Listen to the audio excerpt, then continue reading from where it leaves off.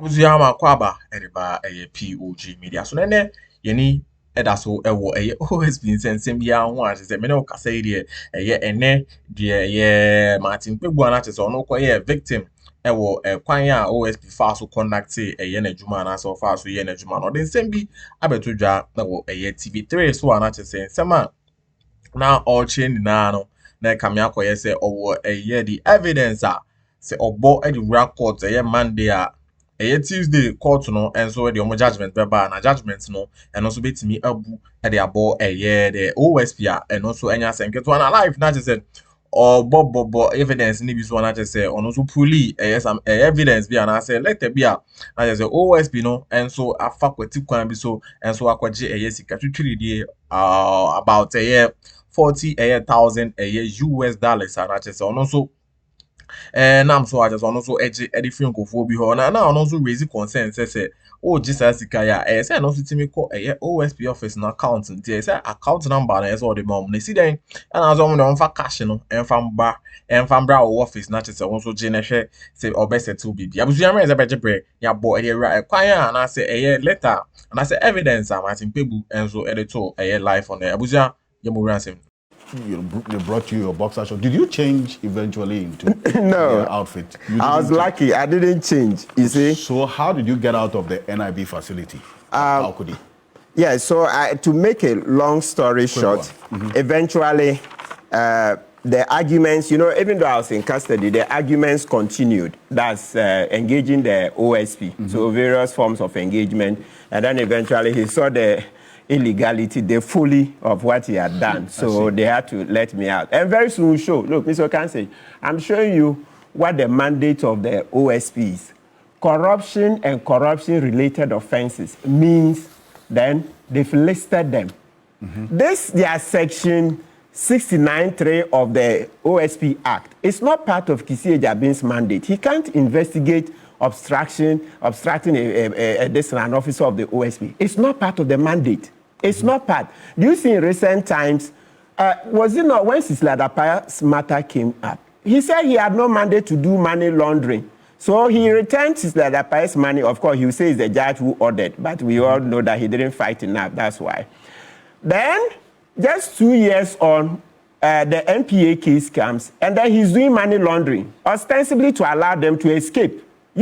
After saying Sisla Dapaya's case, you don't have jurisdiction in money laundering. Maybe you go to court for a clarification. You don't go. So how did he get power 2 years on to now say that in the MPA case he's doing money laundering? I see it as a ruse to allow, what do you call it, those charges for them to be exonerated. That's how you see it? Yes, that's how, and I have grounds. In has he shown us? Petroleum Authority case. Yes, you see money laundering charges, pull it out. Let Abdallah, producer, pull it out. Number two, you go to the Ofuriata case, SML, you see causing financial loss. Causing financial loss. I'm brandishing the law here, Section 79 of the OSP Act. Causing financial loss is called Section 179 of the Act, 29, the Criminal Offences Act. And for viewers, we no longer call it Criminal Code. Its name has changed, Criminal Offences Act. Yes. So that's for the Attorney General. Yet, if you check the Ofuriata SML matter, he's charged them with plenty of offenses on causing financial loss, also to cause them to be exonerated. So now, let's go, Mr. Kansai. I have said Kissi Agyaben is corrupt, and he thinks he can show me. I'll show you just a little bit. Let me show you this letter. When you made that statement, I asked that if you have evidence, if you are called to answer, because we here cannot support with evidence what you are saying. I'll just show you two cases. The burden of proof is on you. I have more than 10, but I'll show you just two because we don't have time. Number one. The burden of proof is on you. Let me go ahead. So, Okanse. Look, 3rd November 2023. After Kissi Agyaben had exonerated Edubuahin, and I'm still to sue them. I'll sue them on that matter separately. I'm still doing the research. Okay, it doesn't matter that it's 2 years. You're actually going to sue? Yeah, I'm suing because he says influence peddling is not part of our laws. But go and check. The director of prosecutions at the OSP, Dr. Isidore Tufo, all his students he's taught all these years. He teaches them that it is influence peddling is part of the law. Today, he's director of prosecutions in the OSP, and Kissi Agyaben is telling him that there's no part. I mean, what I mean is that we lawyers generally have understood that influence peddling is part of our law. But Kissi, in order to just free Edubuahin, and I'll show you the allegations of what he benefited from that one. But let me start, the one that is written. Please project it. 3rd November 2023. Kissi Agyaben, after saying Edubuahin did nothing wrong, he didn't breach the laws, right? Okay. Now wrote to Charles Edubuahin. He says, you are directed to disgorge yourself of the cash amount of 40,000 United States dollars you received as a gift from the undercover agents who undertook the documentary by depositing the cash sum at the OSP. Cash. Kissi Agyaben is asking for that money cash. OSP, don't they have an account? Why is Kissi Agyaben asking for that money cash? Why is Kissi Agyaben asking for that money cash? Has Kissi Agyaben revealed to us that he asked Edubuahin to bring the 40,000 and Edubuahin didn't bring it? Which law did Kissi Agyaben use to make that demand? Which law did Kissi Agyaben use? Look at him. Look, Mr. Okansi, I won't put out. Anyway, he signs publicly, so his signature is out there. This is it. He signs documents publicly. So that one, that's it. You see, that's one. Number two, this is the corruption there case. Was something that you were showing, which were yes, I said a letter. He signed it. This is his signature. Has he ever disclosed to the public that he asked for the cash sum of 40,000? Which law was he using? Where was the money going? A public officer, you are saying they should bring you $40,000 cash. Kissi Agyaben, does OSP have bank accounts or not? As we are working to answer. Let's go to case number 2. But this document, you checked with your sources, it is from the OSP? Yes, you can ask Charles Edubuahin's lawyers. They wrote him a stinker, and then Kissi Agyaben recoiled. They wrote him a stinker. On what basis? When they asked him which law you are talking about is the former deputy finance minister. The one he took the $40,000 from the sheikh. Then Kissi Agyaben, you wrote and said, oh, no, he has not breached any law. If he hasn't breached the law, why did you subsequently write to him that he should bring you $40,000 cash so that you go and blow it? You thought you will never see it. Let's go to case number 2. This is it part of what you are putting together as what? Evidence against him? Because as we are independently checking this particular document that you reference, is it Mr. Okansi, at least I have a bit of... Is it part of evidence you are... Mr. Okansi, I don't intend to discuss my petition. Let me go to my case number 2. I don't intend to discuss the petition. After the petition, I like how you have escaped. Yes, I don't intend to discuss some documents. I don't intend to discuss my petition. As for the petition, is going live. Now people of Ghana can see. But Okansi, so I've practiced law 18 years. So for you to think that I can just come and sit down, Mr. Okansi, today is not my first time I've come here. I've been on TV consistently since 2016. So you don't know that, this guy, if I look that foolish, I don't think I would have gotten that longevity. So you should know that when I start making noise, I'm sitting on something. Go to case number 2. Listen, when Atachia, this guy, Kingsley Agyaben, now the one who has replaced Atachia, is Ebuakwa Saf. He wanted to become MP. And you know what he did? At that time, he was head of scholarship secretariat. So he got some people. I don't need to go into those names. The documents are here. He got this young man to do a smear campaign against him. We'll project that statement. If you are interested in names, you can see it there. To do a smear campaign that Atachia is corrupt, etc., so that Kingsley Agyaben would give him, the young man, 2 scholarships. 2. So that is corruption. A public officer, Kingsley Agyaben, using his office for private gain, etc., right? Now, the young man did the work. Long story short, eventually alarm blew. So a case was reported to the OSP. So, and of course, the work helped Kingsley Agyaben to beat Atachia, so he won. Yes. Is this the first issue you referenced? There's a so as I go, so as time went on, then they did. Yes, that's the letter. That's it. Ask Kissi Agyaben. Ask him. Okay. You come and tell the public that there is no case against Charles Edubuahin. Then the privacy content of what you referenced. This is it. Is direction to attend Just go to the last office paragraph. Of the special prosecutor. You are directed to disgorge yourself by depositing the cash sum at the OSP, public officer. You are not saying go and put it in our bank account. You say bring it me the cash sum. He will answer for this. This is just a tip of the iceberg. Let's move on to the case number 2. Let's move on to case number 2. So Kingsley Agyaben got this young man to do a smear campaign and he beat Atachia. Case reported to OSP and then they did the investigations. When this Mark Oliver, the officer, Makisedu, sorry, he was going to arrest Atachia. Sorry, not Atachia. He was going to arrest Kingsley Agyaben, the scholarship secretariat boss. Kissi Agyaben stepped in and said, he's my friend. Don't arrest him. Yet you have the statements, they finished investigation, the young man has confessed. And all this is captured so they show that document. Witness, show that caution statement. I see. Kissi Agyaben says, it's my friend, that's corruption. That's not the only case he's favored his friends. There are many cases, so please, don't come and look. There's no time to go into all of them. So we'll create another forum and then we'll go into the cases one by one. So apart from the 3 petitions, you are putting together a petition. Mr. To the presidency. Absolutely. But I don't intend to discuss the contents of my petition. I want to be a law-abiding citizen. I won't. Yes, but I'm just showing you 2 cases. If there's time, I'll show you more cases. So as for corruption, when I said Kissi Agyaben is corrupt, I knew what I was talking about.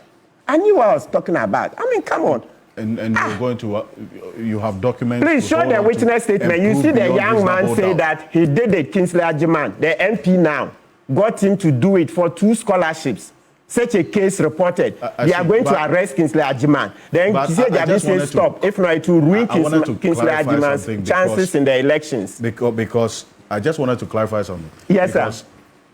Go ahead. Samuel Atachia did not contest the 2024 election, so there was really no contest. No, the primaries, MPP primaries. No, he did not. He did not contest. For that's what I just wanted that clarity. Okay, yes. So that was part of the smear campaign to get him out. Yes. He didn't contest the primaries. Yeah, I'll consider that was a smear campaign. They had done the work that he's corrupt. The public, you can Google and see the allegations. Okay. That Atachia is corrupt, excess, so they ruined him. So I'll pull through that document you referenced. Yes. But yes. So I understand you to say that but for Kingsley Agyaben, Atachia would have contested the primaries, correct? I believe so. Oh, okay. And then, as you're saying, so what? So was there merit that he was actually corrupt? I mean, Atachia. The reason why he decided... That's another kettle of fish. The main thing is, as I said, smear campaign. No, I just wanted to avoid doubt. That's why so he wasn't... They didn't... After making those smear campaigns, if they believed in it, I think maybe they should have reported to OSP. I don't know about that. Okay. The key thing, not that because we don't have time, we just want to get the principle. Yes. If you put out the young man's statement, he said he did it for Kingsley Agyaben, so that Kingsley Agyaben, as head of scholarship secretariat, will give him 2 scholarships, which is corruption. So case reported to OSP. Long story short, they are about to do. So Kingsley was going to contest 2024 elections. That's the time they wanted to arrest him. No, that's the one I'm talking about. Right. So Kingsley was going to, is he not MP now? That clarity. Yeah, Kingsley is an MP now. Yeah, I think because I felt a bit heckled. Please, Kingsley is an MP now. And the young man says, you Kingsley, you asked me to do a smear campaign on Atachia, blah, blah, blah, blah. This is captured in a witness statement. Yes, maybe you can project it. You can project the witness statement. And this is what the first time. You know, when this matter first came out, Kingsley, he will sue that firm, he will sue Joy FM. Ask Kingsley Agyaben, where did the case end? Where did the case end? After, of course, now he's MP, so he's not interested. But they showed him something small. He backtracked. So I'm telling that this is just a tip of the iceberg. You don't have time. So please, when I say Kissi is corrupt, I beg you, don't come and say that I don't know what I'm talking about. This is just a tip of the iceberg. Well, that's what his office said. Yes, so he stopped Edu from arresting Kingsley Agyaben. Ask yourself, Dr. Kingsley Nyaku's case, the one the MP was caught on camera giving money, etc., the MPP MP. Where is the case? Sami Daku came and said on air that they finished. They'll file the charges soon. Alfred, many months on. No, hold on. As for the cases, gentlemen. So I just hope that when it's my turn, it is, I'm not... Dr. Tato, yes. So he is referencing some specific documents which I wanted to No query. problem. No problem. And get a bit more. Yeah, and this one, they yes. So that's what you forgery. referenced. They I'll forged come even back to it. OSP letterhead. Ask Kissi Agyaben. Why hasn't that case? So that was confirmed. Yeah, that they forged. there was a forgery. Yeah. So you see, Mensano, So I asked that corruption-related offense, not only forgery. Oh, I'm saying it's in there. When you go down, you see the young man say, "I did it for 2 scholarships." Kissi was to give me 2 scholarships. This is a witness statement. So I had all of this done so as to serve as some solid context for the conversation, which is important because all what has been happening involving Kpebu and the Special Prosecutor's Office has had to do with allegations he has made against the person and some operators within the office, which is being called upon to authenticate. And now it's been established that the office itself investigating allegations against it is even problematic in the first place. Then we have what Kpebu was subjected to last week. How tenable is this? Well, thank you very much. So far, as you know, I have disagreed with my brother Martin, but I admire him. I admire him for his staying power. And I believe these engagements provide opportunity for us to contribute to our legal and administrative practices. I think I need to ask my lawyer friends who should be taking note. Because, for example, this issue of the office inviting him to speak to the allegations, is it right or wrong? In my view, as others have said, as an administrative process of trying to learn, it's a useful action. It appears that we have a lacuna there. Is there some legal reform? Is there some entity that ought to be establishing the practice based on the experience? Because the office is new, this experience is new. What are the things we can learn from it so they are not repeated in the future? Even if you take the issue of him being arrested and detained, should that have happened? Is there law backing what they did or not? Who is actually taking the actions to draw the lessons and say this should be the practice? I think it's a very important learning curve we are in, and I'm wondering whether we already are set up in a way that some aspect of legal reform or judicial reform is looking at these issues and can pull it together as learning for the future. So that's important. He said that today he was going to raise additional cases. So far, what he has provided... In fact, just to put on record, what he was subjected to within the week is one that cannot be countenance in any way. That's what you said. No, I didn't put it that way. I said we need to understand whether the law support what they did or not. And I think that we need an authoritative... But I think it's been established here. I don't think that there's no clarity. No, you've had panelists speak to it. And I'm saying that we need you want to test the law where again? Well, it's probably something that should have been taken to court. I see. Yes, in my mind, it's not sufficient to just have the panelists speak to it because it might be opinion A versus opinion B. Indeed, one of the issues on my mind is that ideally you should have a representative of the OSP here because there's a gap, there's a lacuna of natural justice.